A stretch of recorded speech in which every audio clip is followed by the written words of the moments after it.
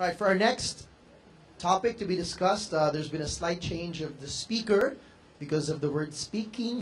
He cannot speak. He lost his voice. I think he joined the singing contest 3 days in a row. But he's here.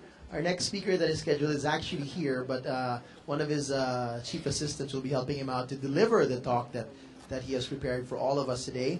But we can still probably have him part of the panel discussion later on. You just have to forgive his voice.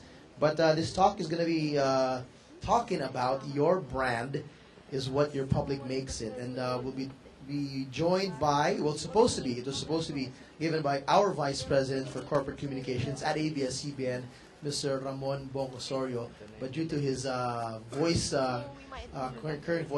at the moment, he'll have to beg off from doing the actual presentation, but he'll be around. And we'll be joined this afternoon by our Head of the Corporate Affairs and Public Relations Group of ABS-CBN. Please welcome Mr. Kane Erocho.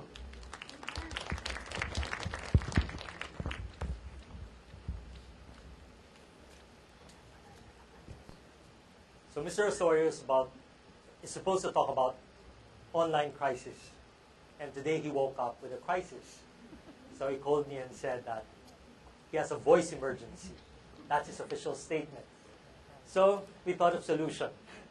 We tried doing one of the things we do best in ABS-CBN when you watch your favorite Asian novela. We thought of having Mr. Osorio here in front, lip sync while I deliver his speech on the sea. But it did come close to how Lee Min-ho delivers line in City Hunter. So we decided to just read his and to deliver his presentation for him, and maybe later you can ask the questions during the open forum. So let me deliver his presentation. A doctor, an engineer, and an internet technology expert were sitting around late one evening, discussing which was the oldest profession. The doctor pointed out that according to the Bible, God created Eve from Adam's rib. This obviously required surgery to obtain the rib, so his was the oldest profession in the world. The engineer countered with an earlier passage in the Bible that stated that God created order from the chaos. That was most certainly the biggest and best engineering project ever, so his profession was the oldest profession. The internet technology expert leaned back on his chair, smiled, and responded, "Yes, but who do you think created that chaos?" Communication in the age of real-time news has indeed become more chaotic and challenging. Today, your brand can be an instant international sensation or a damaged personality depending on how your brand is played out in the online world. Indeed, in an anybody-can-write-a-blog environment, exemplified by YouTube, Facebook, and Twitter, you or your brand can either be a high-kicking property or dead meat based on how you use the power of communication in an intensified toxic environment. The commercial environment is changing fast. The breadth of these changes affects many companies, from the emergent role of media to the morphing nature of content and the access through which corporate and brand messages are delivered. In such a milieu, the challenges for brand and PR communications professionals is to adapt to these changes as quickly as they occur, keeping customers and their stakeholders engaged and motivated while adding an ever-expanding list of skills, tools, and resources to your toolkits. Let's take a quick look at these changes. The era of destination websites is over, and more people are moving to social sites. There are now 5 billion mobile phone users in the world, 80 million or 1.6% of which are Filipinos. Communications in the digital world makes you engage and participate rather than just transmit, advocate, not merely broadcast, influence and persuade more than command and control. The tone is informal and conversational as opposed to formal and instructive. You build communities instead of merely telling your audience.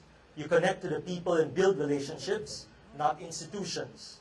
You communicate in real time so you don't work on deadline. You deal with powerful networks, not simply powerful media. And you create conversations with communities versus target audiences. Every company now is a media company. And content is more than just branding and marketing. It tells your brands and company stories, answers questions, inspires, simplifies, complex ideas, influences behavior, entertains, reinforces beliefs, puts up communities, inflames passions, manages expectations, and builds or damages trust. In the digital era, collaboration, openness, and the link culture are the rules of content. There are two new dimensions of media relations in the internet age. You need to have intimate knowledge of the web, which is now in real time, and the media, and the direct stakeholder communications. As the 2011 annual report on American journalism released by Pew Research Center revealed, every news platform has stalled or declined except the web, and newspaper newsrooms are 30% smaller than in the year 2000, while more and more people get local news on a mobile device because of its deeper penetration. Story cycles are shorter, and big stories online are not necessarily big stories offline. The traditional press is increasingly paying attention to social media. They quote, they retweet, they tag, and untag. News reporters will contact a source, not by phone, but by Facebook. A source of news and information you need to get found in Facebook. The traditional press and photo release moves to social media news release and engage more people. The traditional news release migrates to online territory and adapts itself to the scene. The SMNR, says renowned blogger Brian Solis, should contain everything necessary to share and discover a story in a way that is complementary to your original intent. Recently, ABS-CBN launched its social media newsroom. It is designed to provide the latest news about the ABS-CBN Corporation to journalists, bloggers, investors, analysts, and the general public who are interested to know more about the programs, the services, and the stars offered by the network. It is managed by the ABS-CBN Corporate Communications Division Public Relations Group that uploads up-to-date, relevant, and interesting information, photos, videos, and other pertinent materials that the media and the public can publish, post, or share via social networking sites. It features Twitter feeds, links to Facebook, RSS services, and contact information. Content is currency of the social web. It's what you search for. It is what makes your web click. It's what pushes people to share, comment, subscribe, donate, follow, or buy from you. In a digital world, when a good brand is just a commodity, but being first to great brand, content innovation is king. Community management is key. You need people and you should be able to move them. It is not about blogs, Facebook, forums, Twitter, or Google+. It is about connections, relationships, discussions, alignment, support, and voices. Now is the era of the video. YouTube alone gets more than 2 billion viewers per day. 24 hours of video are uploaded every minute, with average person usage of 15 minutes per day. Mind you, the video quality need not be glossy and loaded with production values. You only need good enough video to be able to hit the numbers. A minute of video is said to be worth 1.8 million words. It's the era too of wired communicators who know how to engage, are adaptable, can interact with leadership, can talk the management's talk, introduce the business side of social media, and align digital media to company goals, and find an existing executive advocate. You need to know what outputs, outtakes, and outcomes to monitor and why you monitor. Being in step with social mentions, pickups of social content increases traffic and sales, opportunities for customer service outreach, competitive intelligence, and awareness of new markets and new trends. In doing PR communication work, offline and online media, and how you relate to them are critical components. You need to know what the implications are of communicating anything and everything in today's current media world, be it objective information, political exposés like WikiLeaks, or the emotional sentiments of a teener on Blogspot. Well, it can lead to a crisis situation, which the Institute of Crisis Management in the US defined as a significant business disruption, which stimulates extensive news media coverage. The resulting public scrutiny will affect the organization's or the brand's normal operations and also could have a great impact on its life.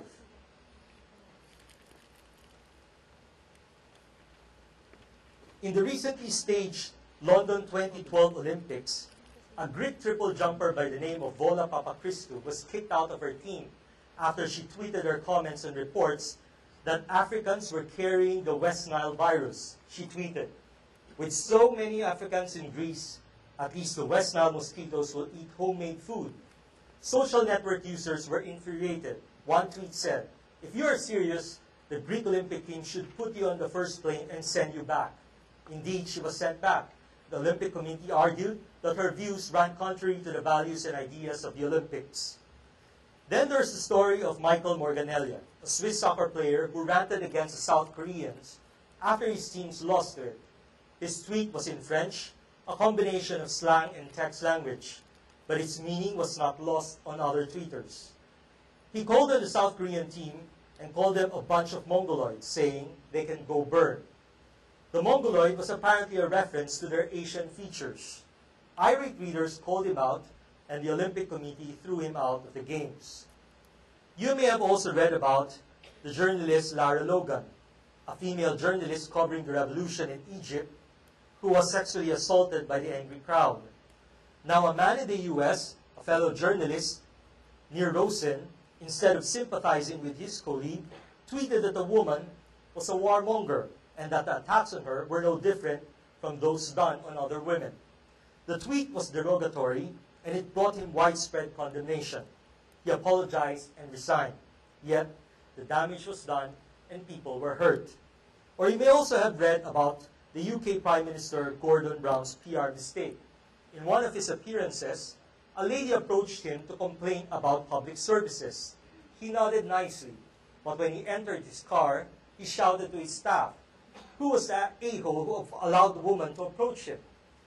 Poor Prime Minister Brown, his mic was on. He lost the next election. Here in the Philippines, among the local showbiz personalities, Ann Curtis has the most number of Twitter followers. Maybe some of you follow her, are among the millions of Twitter followers of Ann. And she uses this platform to her advantage, promoting her shows and other projects, and engaging her followers in a discussion of issues or exchange of ideas. Megastar Sharon Cuneta became active in the Twitter world, but at one point deliberately stayed away from it, coming from some unpleasant experiences with it. We all know, and we've been informed, Christopher Lau became a YouTube sensation when he uploaded when the news reported about his flash flood experience and the video went viral. He was bashed, others call it cyberbullied, and given unpalatable labels. He survived the online bashing and later became an endorser of BPI loan product for an online advertisement that also went viral. And probably on your way to IMAP Summit this morning, you must have learned from your Twitter accounts that you follow or from the news on the radio that Blair Carabuena apologized to the MMDA traffic enforcer. We all know who the guy is. He took a great turn when his bully act on a poor traffic enforcer went viral online. I wonder what was the impact of the incident on Philip Morris, but Philip Morris has issued a statement a few days after the incident. You now live in a connected universe that at its extreme can enable a mentally unstable student to shout out what he will die in a blaze of glory. Later, he will massacre people in his college. More commonly, we sometimes YouTube or tweet about other people just for fun, and then justify to ourselves that anyway, what I tweeted is true, right? Indeed, branded communications professionals today have a list of issues to manage, brands to sell, reputations to protect, crises to handle, and other deliverables. This demanding list of requirements can harness the tremendous opportunity that the web technology and online platforms present. the speed at which information is propagated, and the escalating swiftness at which companies must now issue a statement open doors to the components of contemporary crisis response planning, or CRP. Let's look back to Johnson & Johnson's recall of poison Tylenol in 1982. It's a classic case in crisis response planning whose example has become the benchmark of traditional crisis handling. The textbook approach includes forming a crisis response team, appointing a spokesperson at the highest level, and setting up linkages with media and other stakeholders. It also involves taking responsibility where warranted, making an apology if necessary, taking immediate action to protect the public, formulating and executing a long-term plan to avoid repetition of the negative event, and providing unswerving help to those affected. J&J implemented most of these activities for months. While its crisis response plan was deserving of praise and widely imitated, the company, however, was not operating in today's quick 24/7 news cycle, driven by the wild card of the internet. Many companies with otherwise foolproof crisis response plan have found themselves becoming victims of this amplified word-of-mouth phenomenon called fire me, where all it takes is one influential blog shot to take up the story, followed by revved-up pickups by online and mainstream media. Take the case of the April 16, 2007 shooting in Virginia Tech in Blacksburg, Virginia, that tragically ended in the deaths of 32 people, is an example of how new media might be used in crisis response planning. Based on the report of Collegiate Times, the college sent out a bulletin that there had been a double murder on campus. They also broadcasted the message over the school telephone system. Once the shooting started, they sent out an email warning students and faculty saying, "A gunman is on loose. Stay in buildings until further notice. Stay away from all windows." A second email was immediately blasted warning students, faculty, and staff that classes were canceled and to stay where they were. Communication analyst Kim Watson-Hughes of PR Pro in Texas, USA, spotted two major errors in the Virginia Tech approach. First, most of the students didn't check their email until much later that day. They were either in class en route to campus when the emails were launched. Second, the university website went down under the strain of traffic as parents, students, and the rest of the world sought up-to-date information about the shootings. The key lesson here was that in crisis, people first turn to the primary source of information. Thus, a crisis plan must also take into account its audience preference for receiving information. The youth, as studies show, prefer communicating via instant messaging using cell phones. They view email as a channel used to talk to old people or institutions, or to send multi-part instructions to large groups. In the absence of information at Virginia Tech, students, parents, and the media immediately utilize online social networks such as Facebook to communicate with each other about the tragedy and to list the identities of the dead victims and survivors. They drew on the power of cell phones and text messaging to get information and contact family and friends. The use of online PR does not suggest any technical enhancement to the internet.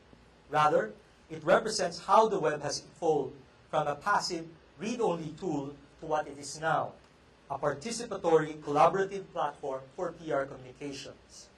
The concept places a whole new meaning and value to PR and heralds the real convergence of PR and the internet. It gave birth to a new breed of web-savvy PR practitioners who have been given the opportunity to have dialogues directly with their clients in niche web networks. The increased bandwidth and innovative online applications complements PR with a shared milieu that supports meaningful engagements and 24/7 by 365 conversations, and allow communicators to discover and generate useful information through social media tools.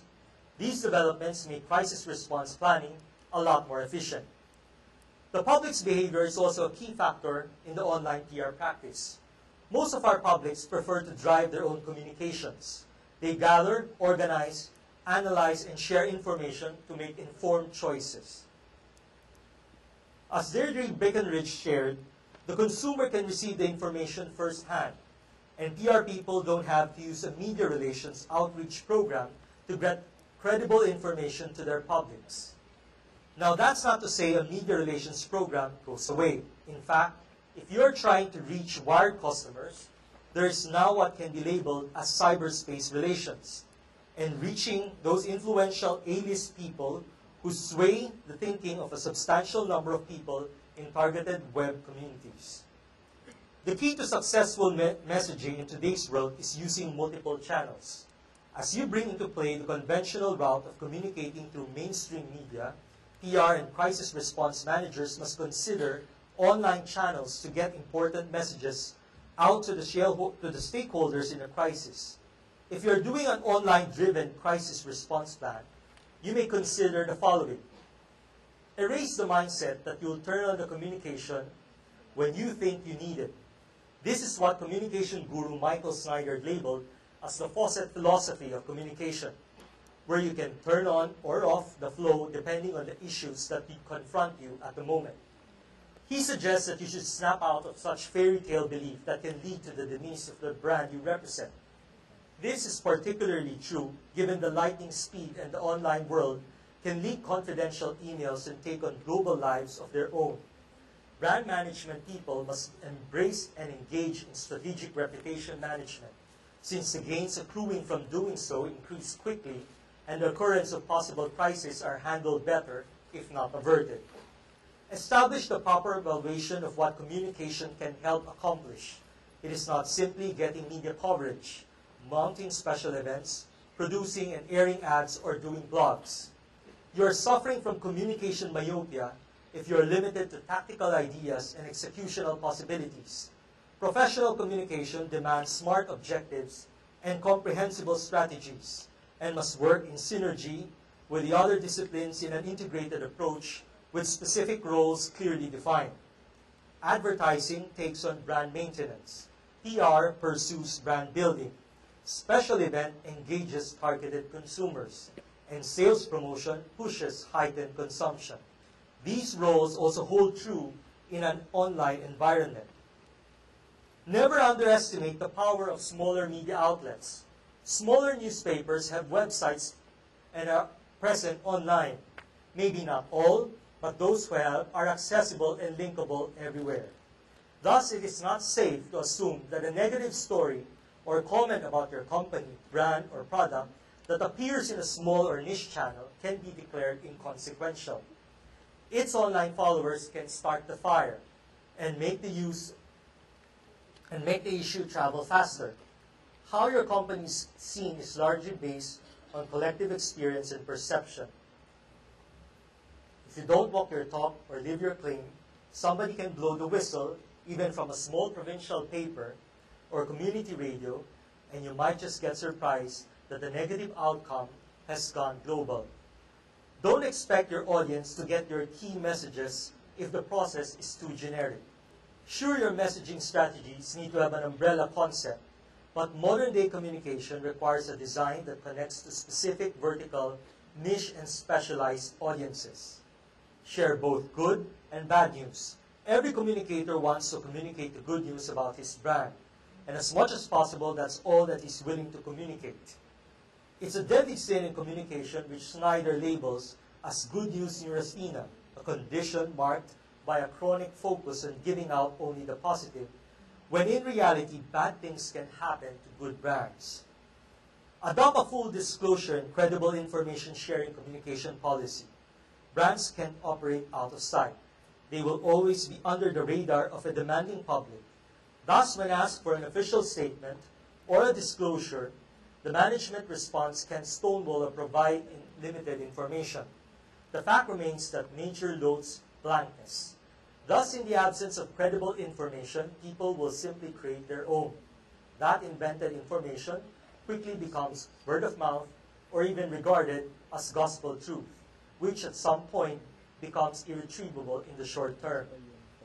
Anchor your communication on solid, unassailable research information. The only way to beat bad information is with good information, and good information comes from high-quality research. In the age of Google and other newfangled search engines, there is no acceptable justification for not doing your homework when tasked to hook up with identified target publics. Establish relationships with important online sites and forums that cover your industry before a crisis occurs and be available to quickly connect. Build an online communication center or an OCC in addition to bricks and mortar crisis command center. Running this on a blog platform gives the PR team full control of communication by allowing messages to be posted as quickly as they are created without the help of the IT department. Communicate instant text messaging via mobile phones or SMS. In a time when crises in varying degrees occur more frequently, Globe, Smart, Sun Cellular, Bayan, and all other cell phone brands should consider services which will include module that allows employees to check in after a crisis or set up a mechanism for sending email blasts, tweets, SMS, or MMS to key stakeholders. Harness the power of social networking sites and maintain profiles there for instant communication. It can make your information viral, thus making it easy for those visiting your site to use it in their own blasts and social media platforms. Use online broadcast sites to distribute official video responses. To make the system work, use a little code to embed them in your own site and cut down on bandwidth, a leading cause of site failure in a crisis. Set up an on-the-ground crisis team, which extends beyond the war room team, who are issued the necessary online tools and are also trained in spreading messages via word of mouth if necessary. Social media has changed the rules of communication. As Charlene Lee expressed, social media will be like air. They will be all around and will continue to give consumers more influence. There's no escaping them. You can't ignore their power. You should be part of it. You should understand the rules of the game, engage in social dialogue, and become part of the cyber talks. Remember too that even if your brand decides not to engage in social media, that won't stop the rants, rebellion, and revolution. People will find a way to express themselves and let it be known that they are disturbed, upset, confused, or disappointed. The train has left the station, and so be prepared. Consumers don't want to be scammed, ignored, or mistreated. They will come back to bite you. So if you want social media to become a positive tool, the brand must be a concerned listener and prepared to take action to correct situations that aren't right. Most of these online techniques take proactive planning and mutual agreement with partner merchants, but they are well worth the investment and the hassle if lives, properties, reputations, and businesses are saved. In summary, you can consider this 10-step process to start a crisis response plan. Implement a crisis audit and understand the crisis scenarios. Form a crisis response team, define its composition, duties of the members of the team, and the chain of command. Set up an early alert system. Determine your key messages. Appointing an official spokesperson. Setting up guidelines for information, disclosure, verification, and approval. Design approval processes. Do a detailed checklist. Establish documentation forms and procedures. Define procedures for debriefing lessons learned. The channels of communication have truly expanded. While the basic communication principles remain the same, you now have to combine the power of both traditional and new media approaches to better connect with people, build positive reputations, and manage and respond to crisis situations. You must be able to combine the powers of offline with online communications to be in line. Crisis is no fun, but it can be prevented from happening and putting your brand in precarious situation. If it can be prevented from happening, it can be controlled from getting bigger with a great help from the offline media, online media, or combination of both. As Annie Clerc DeMarco, founder of Antaria, a high-risk situation management and communication group in France, emphasized, crises are not accidents. They are extremely and slowly developing pathologies that can be diagnosed. They are therefore completely foreseeable and avoidable. So I wish you to have crisis-free days ahead, your companies, your brands, your products. Salamat at magandang hapon, kapamilya.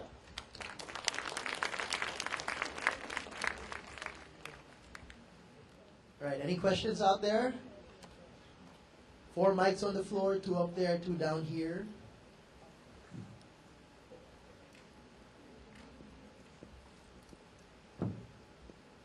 Pwede rin magtanong yung kapuso, yung kapatid, okay lang. Where's Carlo? Hi, Carlo. I saw it already. There he is. Sige, I'll start the ball rolling. I have a question. You mentioned, Kane, you mentioned Ann Curtis, one of the most, if not the most followed celebrity in ABS or probably even the Philippines, and she's very active with her followers and everything. But there's another guy who's actually very active as a brand ambassador for ABS-CBN. No. I don't know if it's by design or by accident, but I wanted to ask you your thoughts about it. Eric John Salud, one of our executives. If you look at Tweet Grader to find out the Twitter elite of the Philippines, you type Philippines in Tweet Grader, you'll see him. He's like number 8 or number 7. He's the top-ranked human being in the Philippines, next to all the news organizations. And he doesn't have the most millions of followers. He has 170,000 followers, but he's very engaged. Tell us a little bit about what you know about Eric John. Is this deliberate? What's the background behind this? Eric John Salud is one of our advertising and promotions managers in the TV entertainment TV entertainment unit, particularly handling the online and advertising ad promo for our primetime teleseries. So Eric John Salud, if you're following him, you would know that he actively tweets throughout the day about our shows, about our stars. But more than that, he's able to engage with his followers. And I think that's the key there, is that he uses the tool Twitter to engage to the fans of our primetime series, the fans of the celebrities who are part of those shows, and at the same time, those who are avid ABS-CBN followers. And I guess because he interacts and engages with the public, the conversations are rich, the engagement is high, and that makes him on top of the top 10 list, which he also belongs. If I am not mistaken, TJ Manotong is the #1 broadcast journalist there in the list. So that's how influential he is as well. Thank you. But what really makes it interesting is he's not a celebrity. He's not a frontliner. Okay, of course, the frontliners on cam, on screen have that advantage because they're known, they're well followed. But it's just amazing how he's able to build that relationship, build his brand, and in a sense, build the brand of ABS-CBN primetime. Well, not just primetime, kahit hapon, he does not stop. I wonder if he even works. Well, that's his work. I think that's part of his JG. But I think it also tells us that even ordinary individuals can be that influential. Right. Well, part of the top 15 is Brian Boy. You know, a blogger. He's not necessarily a celebrity on cam or on screen, but he's up there as well. That's right. Okay, any questions out there about kahit chismis pwede na sagutin kasi yun din naman ang sinasagot nila araw-araw pag nagtatawag yung mga tabloid writers. Sanay na sanay. At kahit pa sasagutin ni Sir Bong. I think I got a question coming up here. Thank you. Hi, my name is Nicole. I'm in PR for a real estate company. I wanted to ask how involved, actually in relation to what you guys were talking about, I wanted to ask how involved you believe the personal social media accounts, Twitter and Facebook accounts of executives or celebrity endorsers should be in handling crises. Do you believe that, say we have an institutional Facebook or Twitter, do you believe that this should be supported in responding to concerns or complaints? Do they personally have to address these? Or would it help? You want to try that? Sorry. Okay. Pakitext na lang, Sir Bong. But you got the thoughts to Kane? As influentials, according to Mr. Osorio, as influentials, they can help. I guess another important thing there is your key messages. The consistency. The consistency. Come up with 1, 2, or 3 key messages. As long as they say the same thought, the message will be clear. It can help relay the message to more people, but stick to the key messages. That's very important. In terms of opening them up to risk, is it advisable? Because of course, if they respond, then that still is an opportunity for people to respond back. So is it advisable to open them up to that kind of risk? I guess it's on a case-to-case basis, but in our case, I think, for instance, anchors or journalists, I don't think it would be ethical to compel our journalists to be also tweeting or saying these lines of the corporation as well. So it depends on how it's handled. It depends on the messaging that will be given to the public. Thank you. Good question, thank you. I'll add to that since I'm technically part of the team. We do have social media guidelines within the company amongst the celebrities and anchors. It was given out as early as 2010. And in my view, I would strongly suggest that even executives and any employee of a company that has a social media presence already, that whether or not their accounts are officially endorsed by the company, since the fact that people know that they work there, they must have something written in black and white so that they have a guideline to follow. Not necessarily strict rules, but it's more or less guidelines to guide their conversations. Right? Any other questions? This lady's coming down. We have a question. What about what's the best way to approach, like say, campaigns that kind of like come from like really good intentions, but end up being either ridiculed online or actually criticized online. But you know that as far as like say the brand personality or at least the brand position is concerned, they're online and everything, but it actually sparks a debate that would tend to be not in the brand's favor. What's the best way to kind of like parang deal with situations like that without, I guess, being parang for or parang I guess kowtowing to the people who are against you when you actually believe in when a certain brand believes in something. I guess, sir, sorry, his answer is that you have to choose your battles. So you have to be selective on, let's say, if your message is ridiculed or if whatever you put out online is criticized or ridiculed, you have to gauge and see the extent and who are also criticizing and determine from there how you should proceed. The beauty of social media is that it gives you instantaneous response. It tells you immediately whether the billboard that you place or the advertisement that you put out is something that sends the message wrongly, far from what you intend the message to be, and it was received differently. So it gives you that instantaneous feedback, and you're allowed to do immediate action to prevent further damage. You had a question over here? Mario Deza was telling a while ago about dopamine or hyper emotion of people when it comes to social media. So with that perspective, how capable are the companies, to actually swing the direction, the sentiments of people to how they want it to be? And related to that, are there certain times where it's really best for companies to just keep mum and not say anything, or for individuals even? Yes,